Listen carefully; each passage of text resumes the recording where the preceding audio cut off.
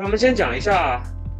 大盘。那 QQQ 呢？我们在之前开会的时候讲，然后我发的图的时候也讲过这一条上升的趋势线，其实也就是之前的一个熊旗的下沿。那它在1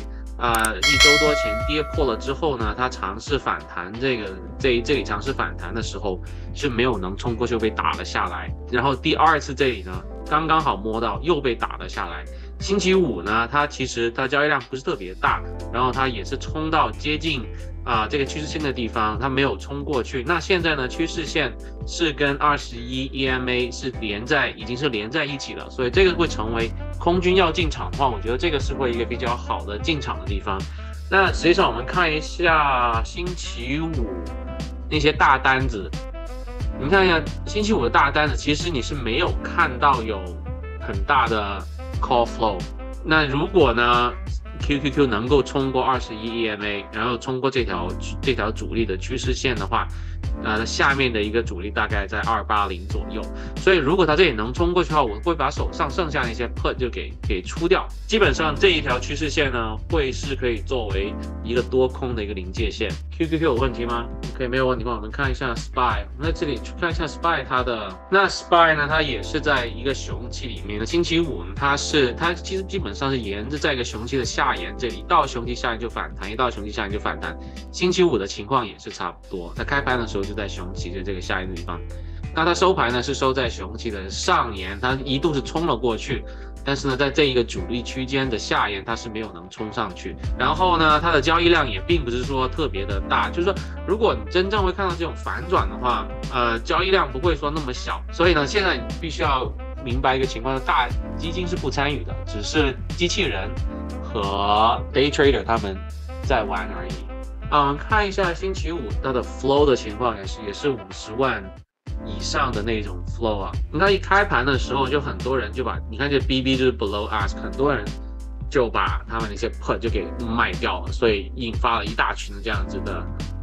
这个挤空。然后后面呢，你看到这些 call 呢，的确是有人买 call， 但是量就是都是单子也不是特别大那种。那你要关注到一个呀，就是3点多的时候，这里有500多万，接近600万的这个2月17号371的这个 OTM put， 这个一定要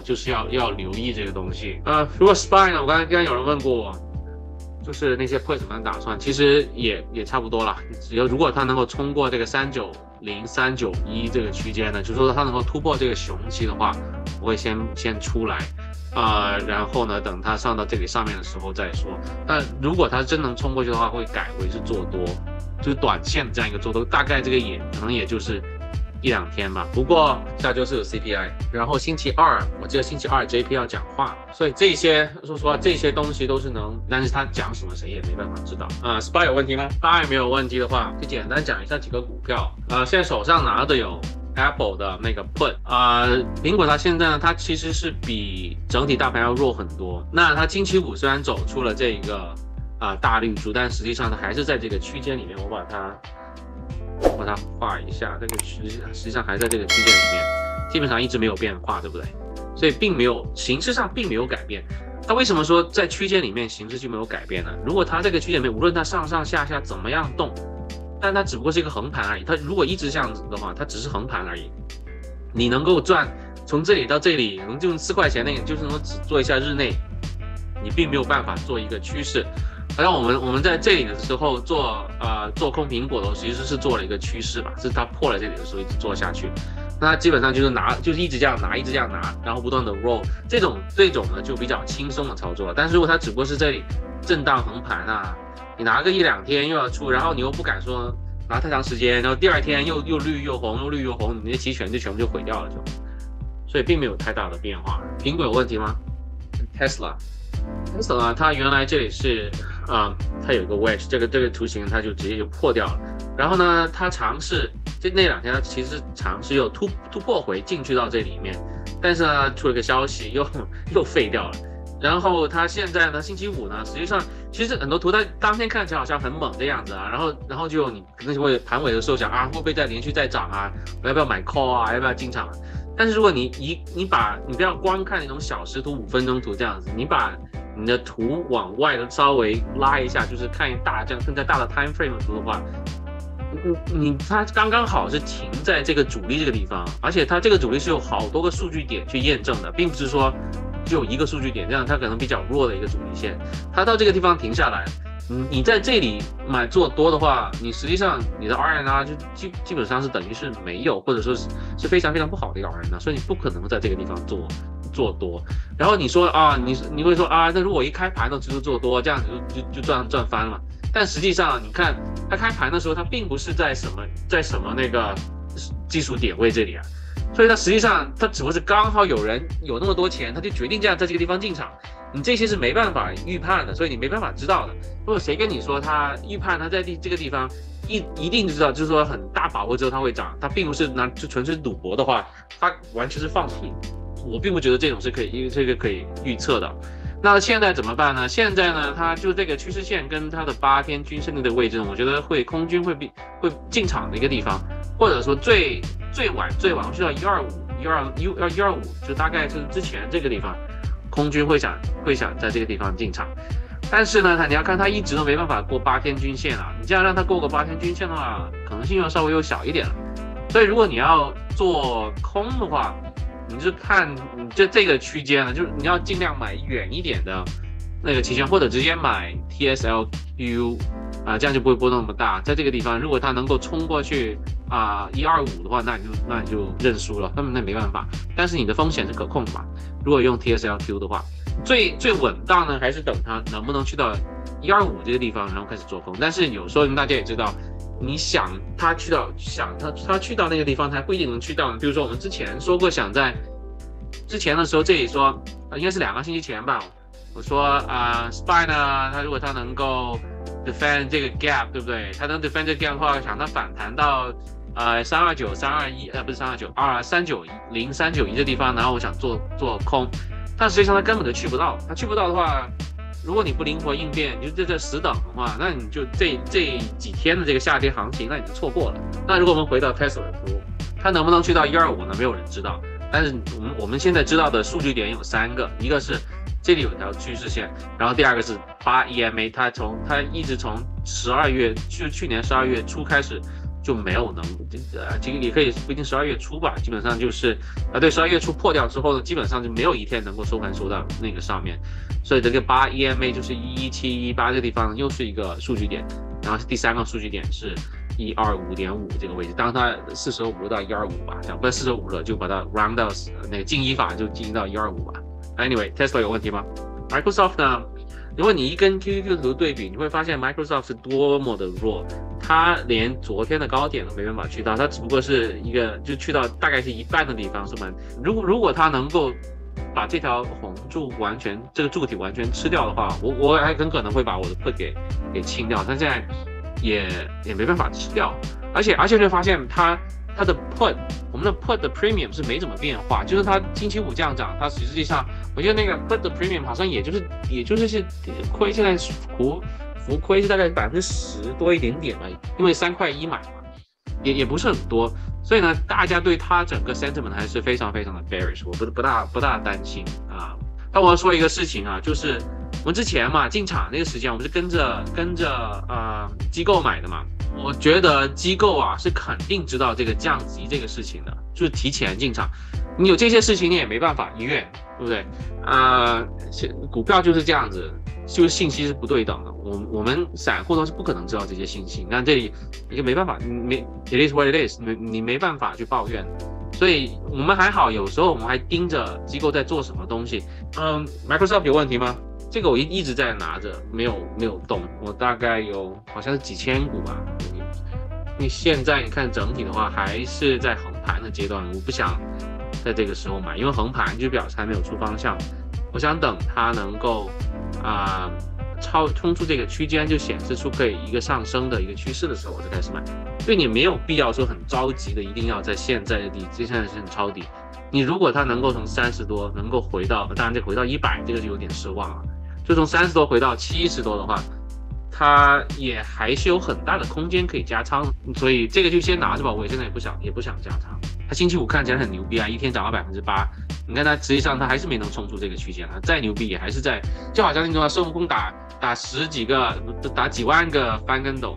空翻打几万个空翻，还是在如来佛祖的掌心里面，这样就是这样一个感觉。GLB 呢，其实那一天的时候我看过，就是那天涨的时候我看过，就是22.5块的时候想过，已经9%的利润，要不要把它先取利一下？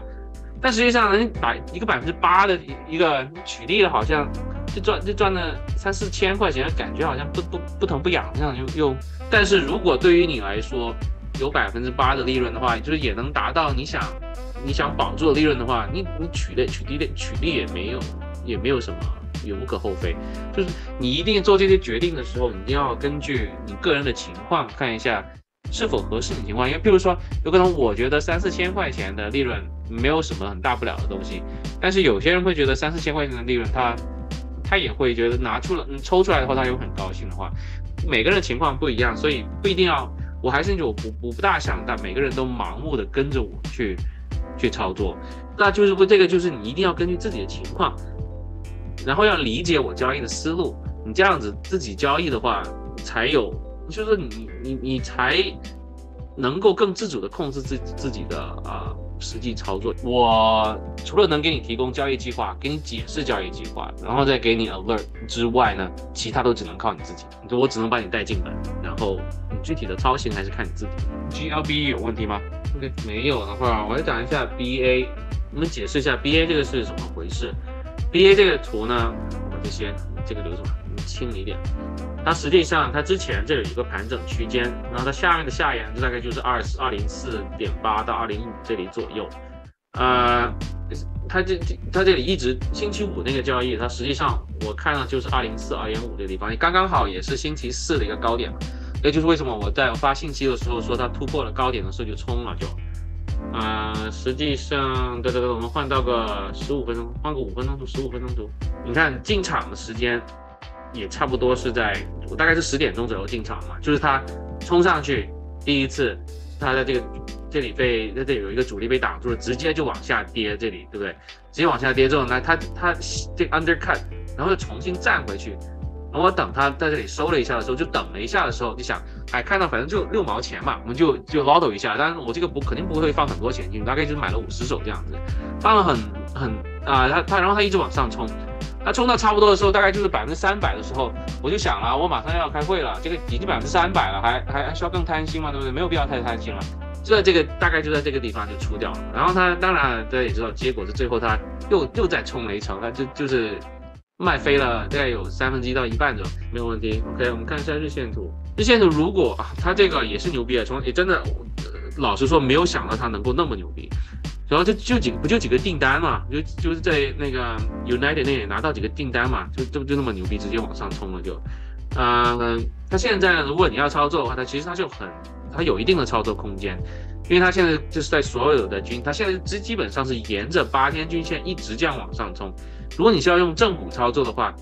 你等一下，等它8天均线稍微就是要等它赶上 catch up 这样子。然后呢，你的目标呢，第一目标大概就是230这个地方，这个股票你可以考虑一下，就是等它有回踩到8 EMA 的时候，有机会加到你的正股的 portfolio 里面。BA 有问题吗？没有的话，还有NVIDIA 这个要讲一下，因为手上有 put 嘛，它实际上呢，它还是在一个熊期的一个一个图形里面。那它要破熊期的话呢，它就必须要冲过150。我现在我跟大家说，我现在已经尽量把图简化了。我以前图是很多东西的嘛，我现在都尽量把图简化了，这样子大家能够看得没有那么眼花缭乱。它冲过了150的话呢，它就会有一个做多的机会，就是日内做多到153、154这个地方。然后如果它能够再冲过21 EMA 的话，我们看一下，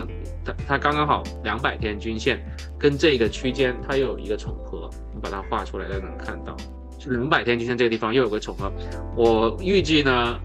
空军会在这里大发力了。下一个是 Meta 呢，它是把这个缺口给补掉了，完全补上了。我听到一个消息，就是他之前裁员了。当然，如果有 Meta 内部的人能够证实这个就更好了。之前裁员的并没有裁在他的 Reality Lab 里面，他并没有裁很多人，他亏钱亏的最狠的就是那个地方。所以它财报出来会不会又出现什么消息，又说哦，我裁员是裁在其他地方，甚至是裁在我的 core business 那里，但是我的Metaverse 那个我的雄心还是这样，还是雄心勃勃啊，那里没怎么裁人啊，那投资可能又不高兴，这个可能又有点顾不下来了。技术面来说，就是这个还是非常非常强势的。做日内的话，还有空间能够做大概140左右这样子。那今天就这样子吧，大家周末愉快。marijuana.